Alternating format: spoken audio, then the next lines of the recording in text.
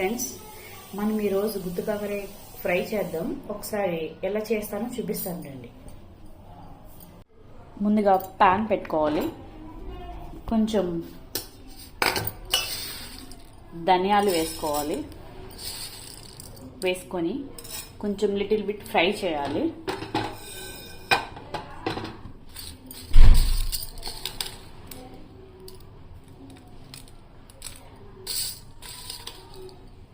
కొంచెం జీలకర్ర కూడా యాడ్ చేసుకోవాలి.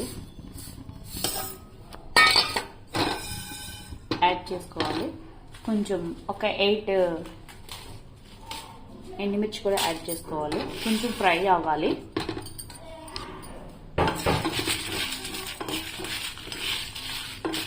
ఫ్రై చేసుకున్న తర్వాత ఇవి ఒక బౌల్లోకి తీసుకుందాం.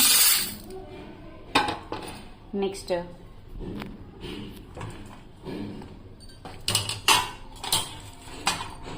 కొబ్బరి యాడ్ చేద్దాం. కొబ్బరి, కరివేపాకు వేసుకొని కొంచెం ఫ్రై అయిన కొంచెం యాగనిచ్చి స్టవ్ ఆపేసుకొని దింపేసుకుందాం. బౌల్లోకి వేసుకుందాం. ఇలా అన్ని రెడీ చేసుకొని ప్రిపేర్ చేసుకొని పెట్టుకోవాలి. కాకరకాయలు తొక్కు తీసి కొంచెం పసుపు, కొంచెం సాల్ట్ వేసి ఒక 5 మినిట్స్ అదే వాటర్ పోయే వరకు మగ్గనిచ్చి తర్వాత ఇలా అవుతాయి. అవి తీసుకొచ్చుకొని నెక్స్ట్ ప్యాన్ పెట్టుకొని ఆయిల్ యాడ్ చేసుకోవాలి. 1 స్పూన్ ఆయిల్ యాడ్ చేసుకొని తర్వాత ఈ కాకరకాయలు ఇలా ఆయిల్ వేసుకుని ఫ్రై చేసుకోవాలి 10 మినిట్స్. ఈ ఫ్రై అవుతూ ఉంటే ఈ లోపల మనం ఇప్పుడు మిక్సింగ్ జార్లోకి ధనియాలు, జీలకర్ర, ఎండుమిరపకాయలు, కొబ్బరి వేసుకొని కొంచెం ఎల్లుల్లిపాయలు యాడ్ చేసుకోవాలి. వేసుకొని కొంచెం సాల్ట్ మనం టేస్ట్ సరిపడంత సాల్ట్ యాడ్ చేసుకొని మిక్స్ చేసుకోండి. కాకరకాయలు ఫ్రై అవుతున్నాయి. అటు ఇటు టర్న్ చేసుకుంటా ఫ్రై చేసుకోవాలి. లో ఫ్లేమ్లో బాగా కుక్ అవుతాయి.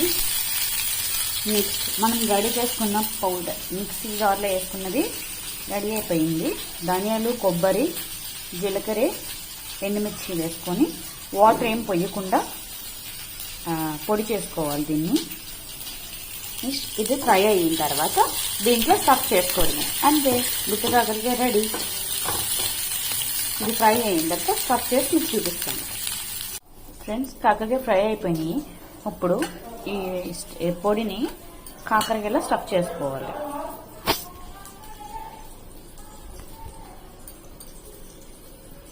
ఇలా తీసుకొని కాకరకాయలో కొంచెం స్టఫ్ చేసుకోవాలి.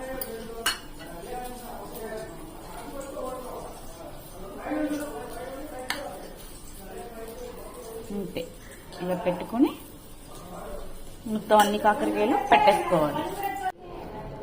కాకరకాయని పొడిని స్టఫ్ చేశాను. గుత్తికాకరకాయ ఫ్రై రెడీ. ఇలా చేసుకోవాలన్నమాట గుత్తికాకరకాయ ఫ్రై.